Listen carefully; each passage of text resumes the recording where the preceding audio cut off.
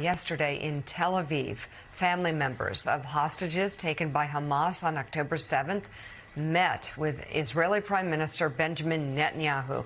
Among them was our next guest, Ruby Chen. He is the father of American-Israeli hostage Ittai Hen, a soldier who was taken captive while on active duty in Israel on October 7th. And we thank you so much for coming on the show to talk with us. Again, we want to know, first of all, how the meeting yesterday went with the Prime Minister. Can you share anything about that? Yeah, so morning 75 for us. I actually came with low expectations. You know, it's been 75 days, the despair that can creep in and take over the soul is always in the background. And meeting the Prime Minister actually in an intimate forum was much more productive than previous attempts to talk to the cabinet or to the government of Israel. So it was possible to actually have a discussion, Q&A, and we were looking for hope that he would be able to reconfirm his commitment and the government to the release of the hostages as the agenda priority of the government. And, you know, it's complicated because there are two goals that sometimes conflict with one another. One is the destruction of the Hamas, and the second is the release of the hostages.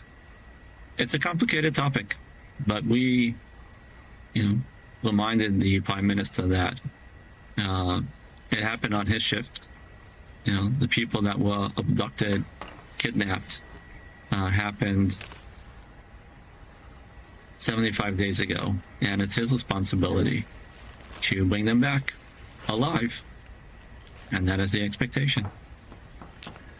Ittai, we have been looking at pictures of your handsome son on and off the screen here. And I'm wondering, your life on October 6th compared to your life this morning, obviously there's been a huge change in it. How do you cope with it as a parent on a daily basis? How do you get through a day thinking about your son being held captive? No, I think we could all write a book on that one. But think of it that you've been transformed to another universe, where that universe acts differently. Time is a different concept, as well as your routine and what you do. You wake up in the morning and you understand that you're still in this alternative reality, and then you get that slap in the face. That reality basically tells you, yeah, you're still in this nightmare. And then you need to say, okay, what do I do? And that's one of the most difficult questions, because there's so many things to do that you don't know where to spend the next hour. Should I be on the media? Should I be, you know, here in Israel going to the parliament? Should I be in the United States at Congress, Senate? Where should I be?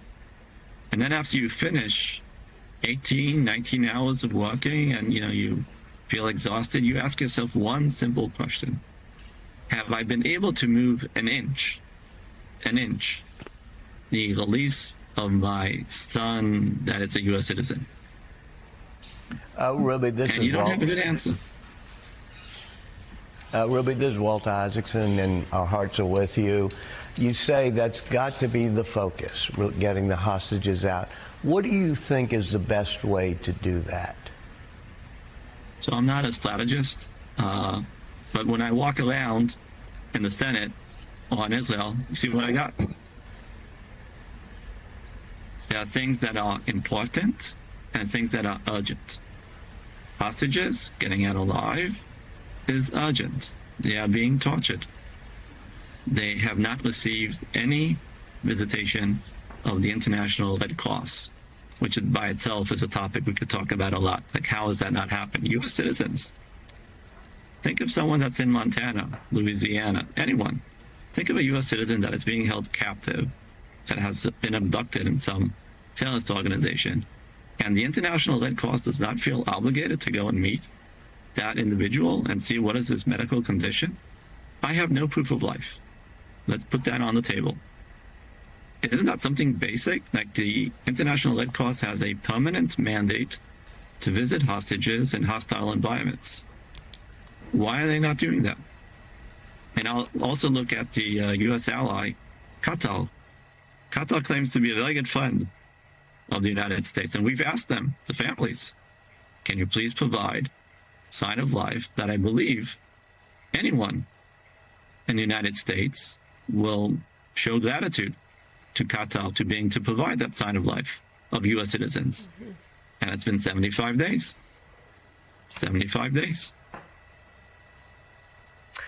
Ruby Chen, the father of 19-year-old Israeli-American Itai Chen, who was taken hostage by Hamas.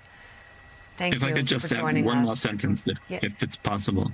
We are getting to Christmas. And, we just finished the Jewish Hanukkah, which is the time of miracles of the Jewish people. And now Christmas is coming up, which is also a miracle on its own. We ask people that are listening to us, please pray, and for the safety of all the hostages that need to get out immediately. And when you have your Christmas dinner and enjoy being with your family, please leave an empty chair for those 130 hostages, which include 8 U.S. citizens. And remember that we are having our dinner with an empty chair, and we would like to be whole as soon as possible, and we need that miracle. So please pray with us. We will. Ruby, thank you very much for sharing your thoughts with us on the show this morning. Thank you. We will do that. Thank you so much.